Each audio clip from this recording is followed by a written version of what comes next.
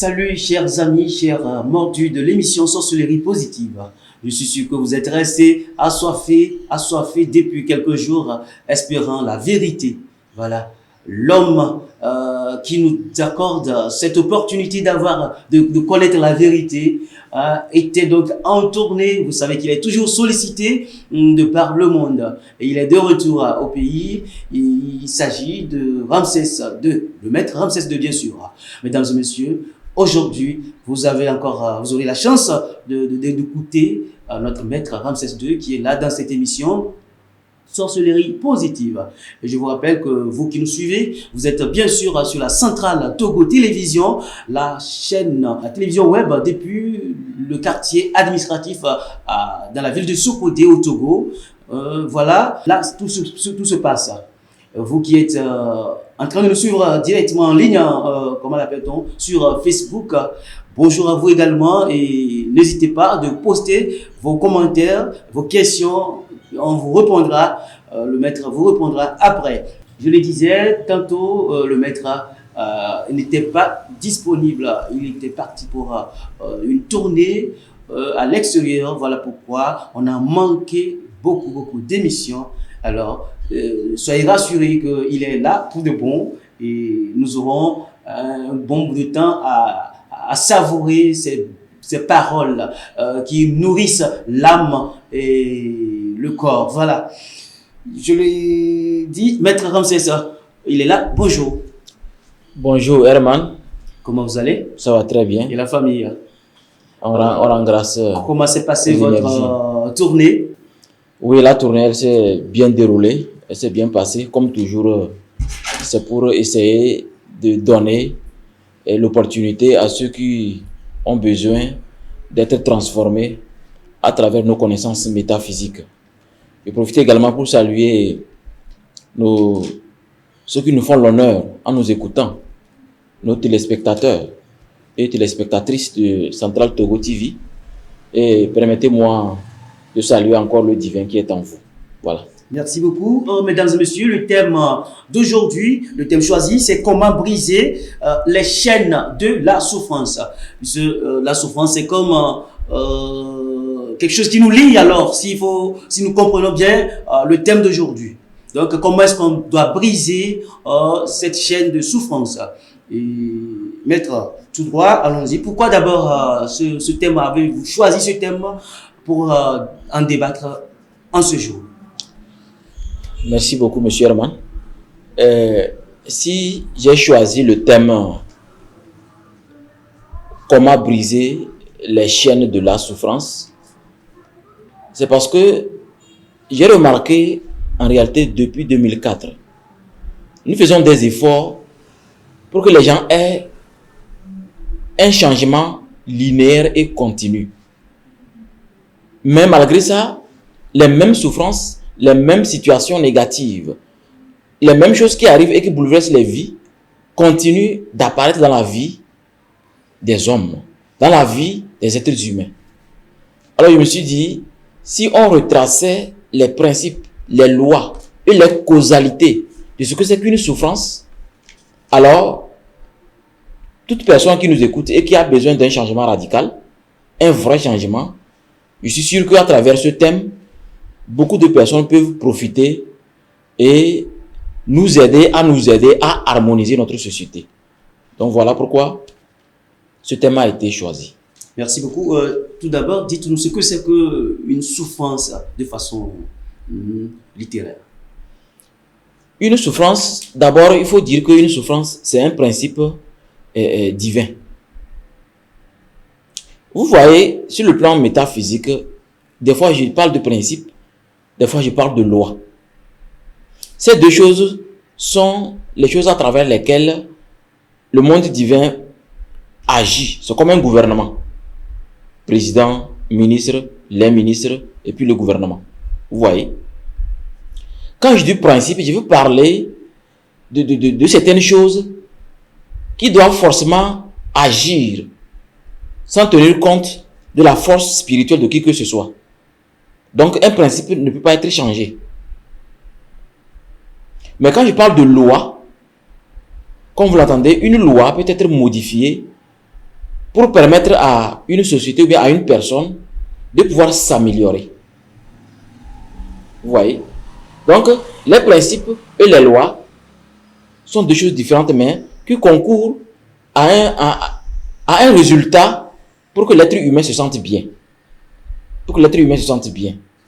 Alors, la souffrance est un principe de causalité. C'est-à-dire, quand une situation, vous vous réveillez avec une situation négative, vous devriez d'abord voir, est-ce que je n'ai jamais subi ça? Si vous avez déjà subi ça, ce qui veut dire, c'est une récidive, c'est-à-dire, vous êtes retombé dans les mêmes erreurs. Donc, il faut chercher à voir comment faire pour corriger ces erreurs pour que cette souffrance ne revienne pas. Parce que c'est une leçon en réalité. On prend le terme souffrance pour que les gens prennent conscience de l'importance de ce concept de souffrance. Sinon, en réalité, ce n'est pas une souffrance comme ça. C'est une leçon. Une leçon qu'il faut saisir. C'est-à-dire apprendre et s'améliorer pour avancer. Parce que le terme souffrance va toujours revenir dans notre vie. Tant qu'on est vivant, ça va toujours arriver. Parce que, en réalité, le thème devait être les enseignements divins. Mais c'est trop spirituel.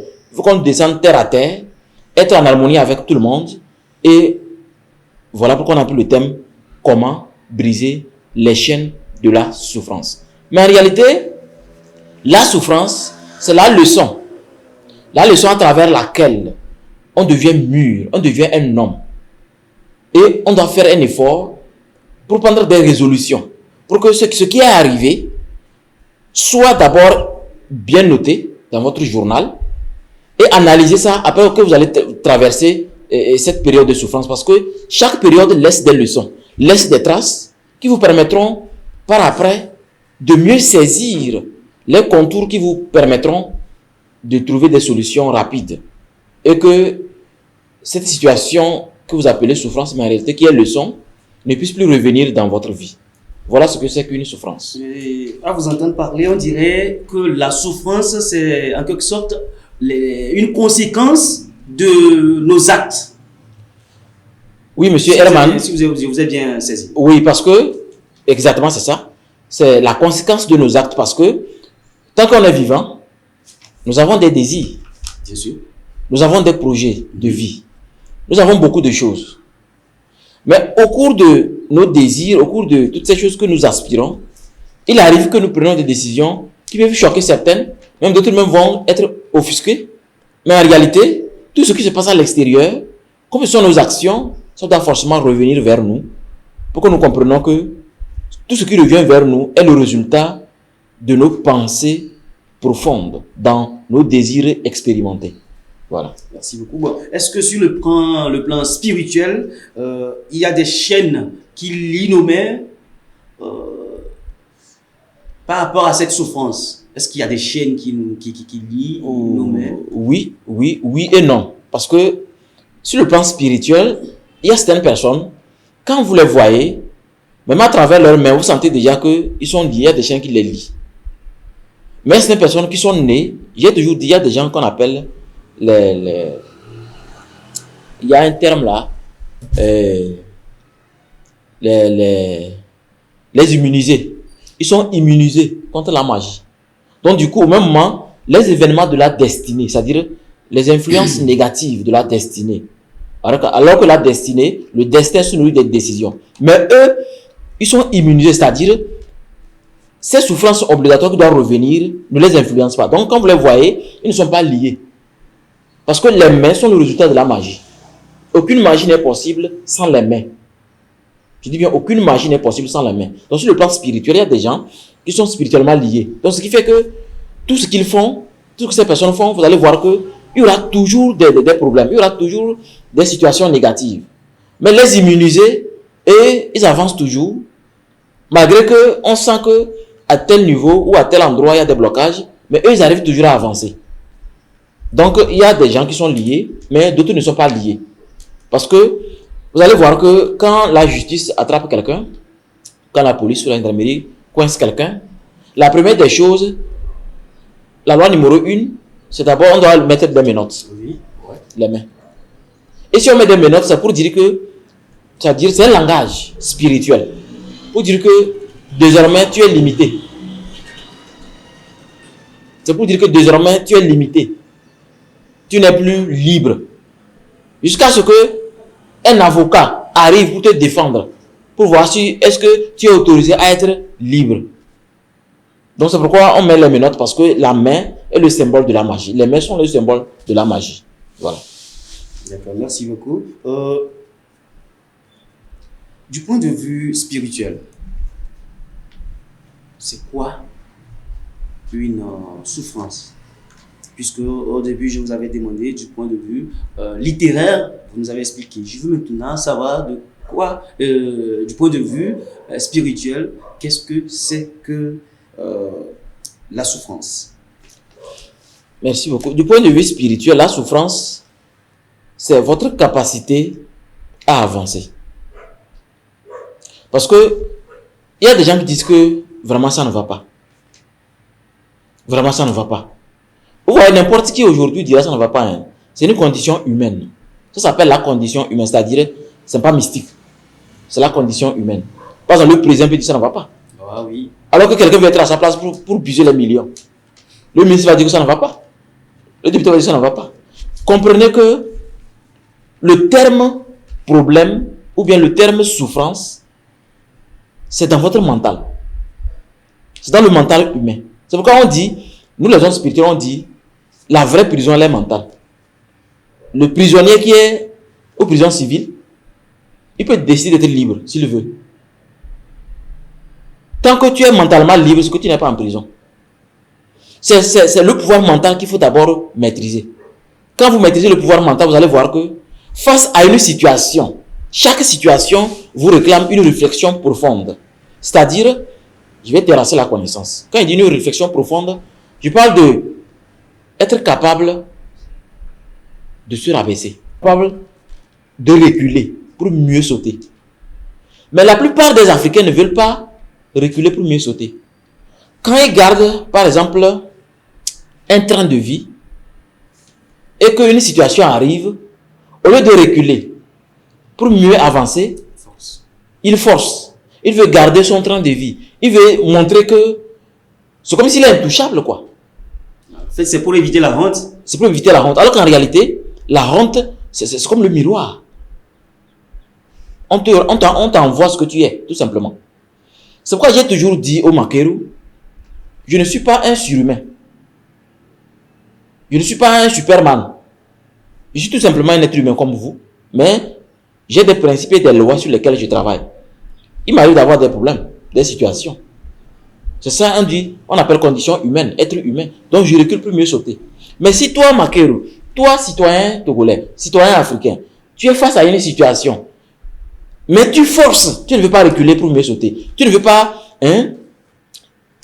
prendre des résolutions qui vont te permettre de dire, vraiment, hier n'a pas été facile.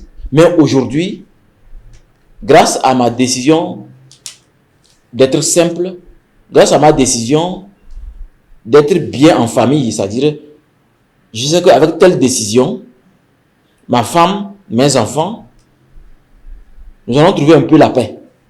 Nous allons dormir bien. Mais malgré ça, j'ai reculé pour mieux sauter.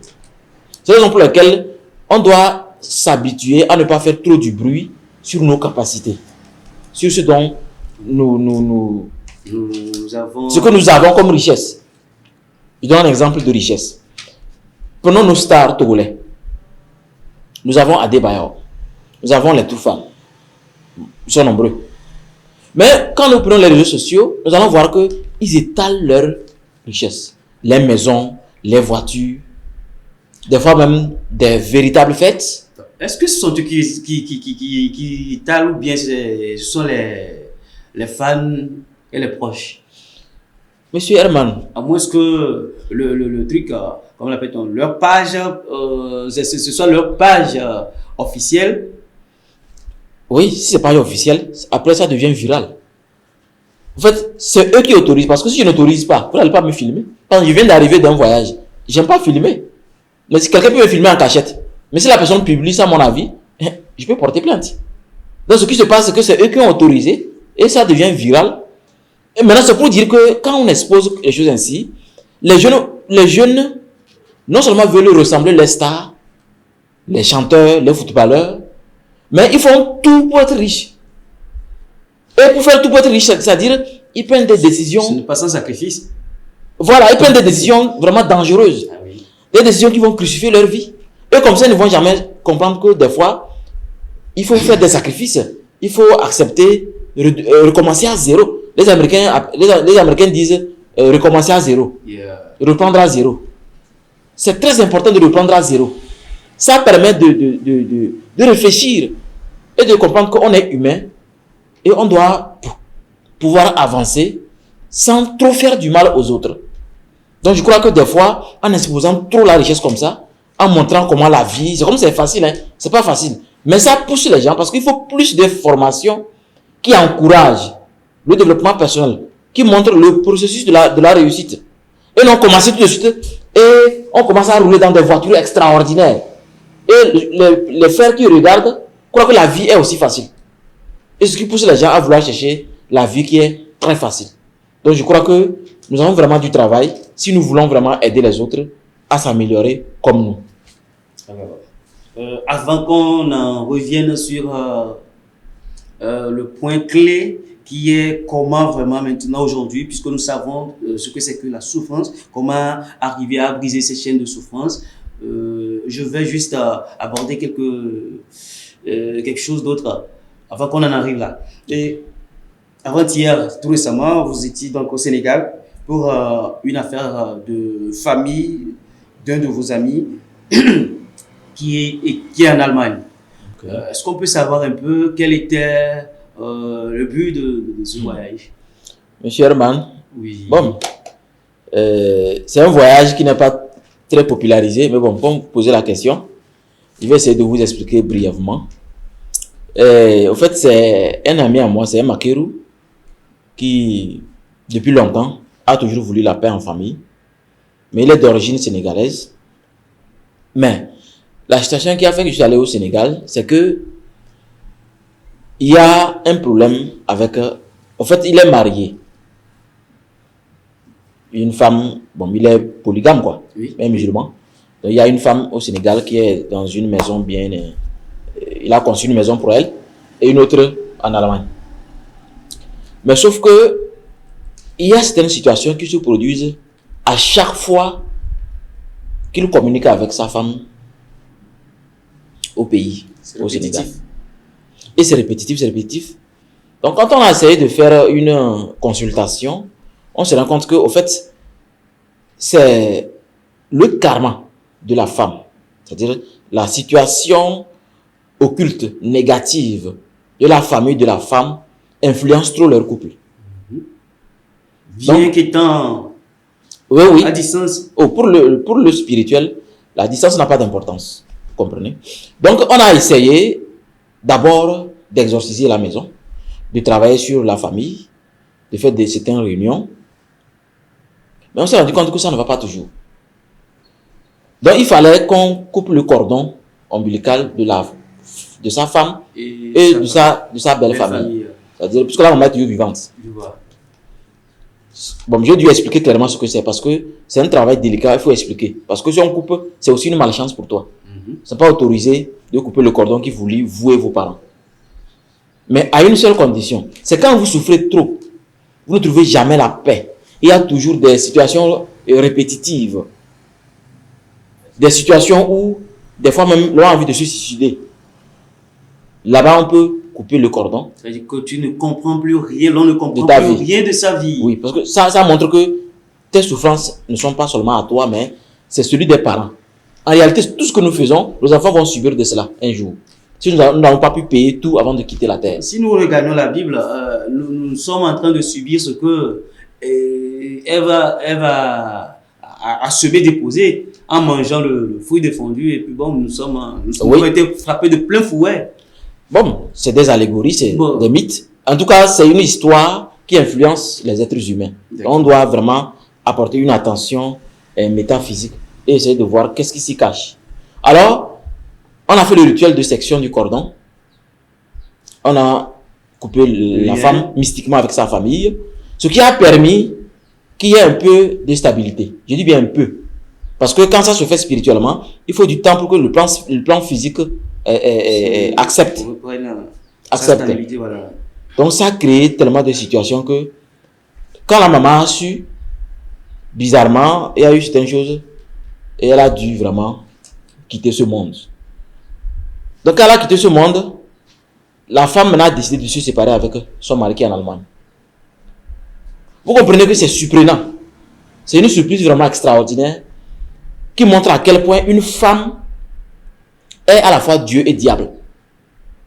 C'est pourquoi des fois, quand vous êtes marié, vous êtes un peu conscient de la vie.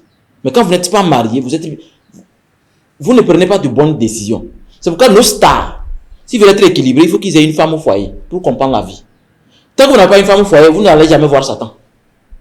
Le vrai visage de Satan. Parce que le diable vrai, c'est la femme. Alors que l'amour réel, c'est la femme. Donc ce qui nous a choqué, j'ai tenu à en parler. Quand la maman est décédée, elle a demandé le divorce. Et ça veut dire qu'il y a un lien dans tout ça là. Ce qui veut dire, elle a emporté le lien qui est coupé dans la tombe. Donc elle n'est pas d'accord.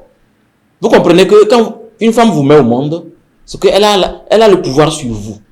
C'est pourquoi spirituellement, il y a certaines choses, quand vous les faites, il faut faire attention. Il y a un message qui circule. Et quelqu'un a envoyé ça dans notre groupe. Il ne serait-ce qu'hier, sur quelqu'un qui dit qu'il a fait un pacte avec un serpent dent. C'est-à-dire quand on dit dans ce cas, c'est bénin. Et il est riche. Mais malheureusement, cette richesse est gâtée. Ça ne va pas. Moi, c'est un message, j'ai dit, vous savez, moi, j'ai la capacité de conjurer cette entité nommée dent. C'est-à-dire ce serpent qui donne beaucoup d'argent. Et être riche, être sur place à ce côté, je ne vais plus voyager. Parce qu'en voyageant, c'est des risques. Si l'avion explose, il va sortir vivant. Non. Je ne suis pas Nias. Si il y a des voitures qui tombent, personne ne sort dedans. Mais je prends le risque de continuer à travailler. Parce que je connais, je sais les conséquences d'être riche à travers un serpent. Une divinité qui ne te connaît même pas. Si je veux être riche, je vais dans mon village. Chez nous, comment on fait pour être riche? Si ce n'est pas trop grand, je me limite à ça. Mais je viens développer mon esprit pour être maître des entités. Donc c'est quand cette dame a décidé de se séparer de son mari qui est en Allemagne. Personnellement, j'étais aussi choqué. Je n'avais même pas prédit ça. C'est là que j'ai compris que celui qui dit qu'il a compris la femme, il ment. Celui qui dit que finalement lui maîtrise la femme, il ment. En tout cas, à mon avis, hein, avec ma petite expérience, j'ai eu autant de surprises avec les femmes.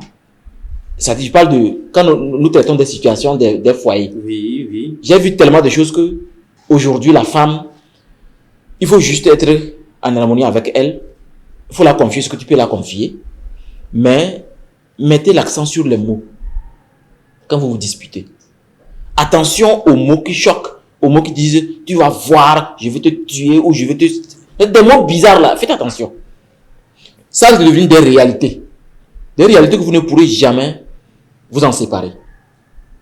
Donc, ce voyage m'a vraiment marqué parce que on ne s'attendait pas à ça. On ne s'attendait pas. Donc, c'est ça. Merci beaucoup, chers téléspectateurs.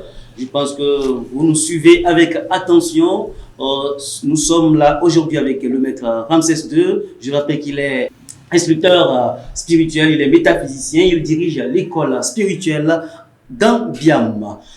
Nous sommes pratiquement à la fin de cette rencontre.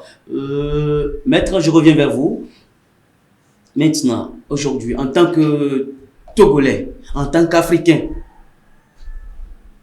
comment arriver donc à briser la chaîne de la souffrance? Merci beaucoup, Herman. Je crois que d'une façon très simple, nous sommes au XXIe siècle, l'heure de la technologie, qui est en train de s'améliorer. Et je vous exhorte à décider de savoir au juste pourquoi je suis venu au monde, pourquoi je vis. Si je devais mourir un jour, je dois aller où? Je dois aller dans le cœur de la femme ou dans le cœur de l'homme? ce que vous appelez enfer. En fait, l'enfer, ce n'est qu'un principe. Hein. Vous voulez aller dans l'amour ou dans les souffrances. Parce que on ne meurt pas pour devenir un ange. On ne meurt pas parce qu'on a fait des vraies cérémonies dans la mosquée, on a fait des vraies cérémonies à l'église, on a fait des vraies cérémonies au village, que vous allez au paradis. Ce n'est pas possible. La loi dit ceci. Quand on rend l'âme à l'âme universelle, on retourne dans l'essence de ce que nous étions sur la terre. Alors, moi je vous invite à être encore plus spirituel, à vous découvrir davantage, en profondeur, connaître ce qui se passe quand vous dormez, ce qui se passe quand vous êtes éveillé, ce qui se passe quand vous riez, ce qui se passe quand vous êtes en colère. Et c'est à partir de ce moment que vous allez essayer de découvrir les rouages des cycles de souffrance. Quand on dit cycle, c'est-à-dire il y a des principes de 3, 7, 21, 40, 60. Comment ça arrive dans votre vie? Comment les nettoyer? Ou comment les faire disparaître complètement? Là, en ce moment, c'est là qu'il faut faire face à cette situation familiale. Je viens d'un père et d'une mère. Vous également. Alors nous sommes exhortés à essayer de voir, est-ce que mes souffrances, est-ce que mes problèmes, est-ce que les situations négatives qui viennent dans ma vie, sont issues de mes parents ou bien de mes propres actes? Parce qu'il y a des gens, au cours de leur jeunesse, ils ont tellement commis des erreurs que même le karma familial, les péchés des parents ne l'influencent plus. Pour lui, me met déjà... Parce que pour lui, c'est trop. C'est la raison pour laquelle les juridictions, comme par exemple, si la police vous prend, vous avez une situation, on essaie de voir votre casier. Oui. Votre casier rejoint votre cursus scolaire. C'est-à-dire, vous étiez comment au collège? Non, des fois on n'a pas besoin de collège. Surtout lycée, université. Ces deux dossiers disent tout sur vous. Vous savez pourquoi? Je vais vous livrer le secret. Et il faut écrire ça dans votre chambre pour ne pas oublier. L'être humain change avec le temps. Mais son instinct ne change jamais. L'être humain change avec le temps. Mais son instinct ne change jamais. Le naturel reste. Vous savez ce que l'instinct? Quand tout de suite, on dit le plafond fait boum, que ça va tomber, même si vous tenez votre enfant, vous allez d'abord faire comme ça. Pour vous protéger la tête. Oui. L'instinct de survie, l'instinct de manger, l'instinct, je veux. Ou moi, toujours moi. Ça ne change jamais. Et la meilleure manière de comprendre, par exemple, le technicien ou le journaliste, il faut voir son dossier de lycée et d'université. Il était comment? Est-ce qu'il gérait le groupe? On n'a pas remarqué que ceux qui géraient le groupe dans les listes sont devenus des opposants? Bien sûr. Il était jeune, mais il gérait le groupe. Il était doué à gérer le groupe. D'autres même étaient doués à faire la cour aux filles. Donc du coup, on sait que lui, on sait ce qu'il va devenir. Il y a d'autres filles capables même de tromper n'importe qui. C'est comme ça, on a besoin de ce moment. Parce que c'est quand on est encore adolescent qu'on a certains comportements qui montrent notre nature intrinsèque. Ce que nous avons à l'intérieur de nous.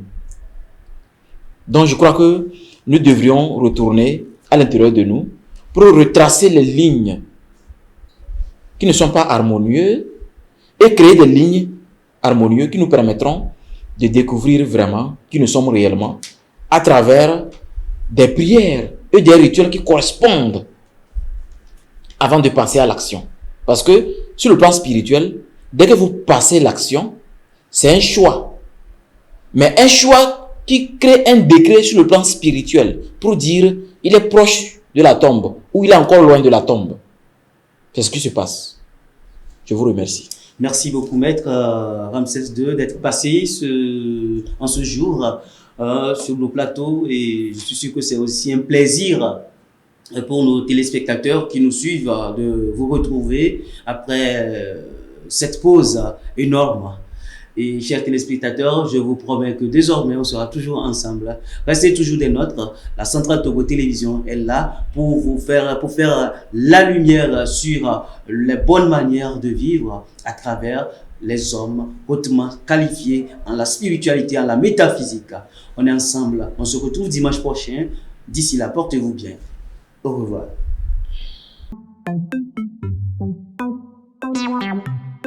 Oui, et oui, nous sommes à l'hôtel La Mirelle, un lieu chic pour vos conférences. Passez de magnifiques week-ends avec une somptueuse piscine pour détendre le corps. Le tout dans un ensemble de parfums de prospérité. Vous voulez engager des employés à la hauteur de votre vision dans votre secteur.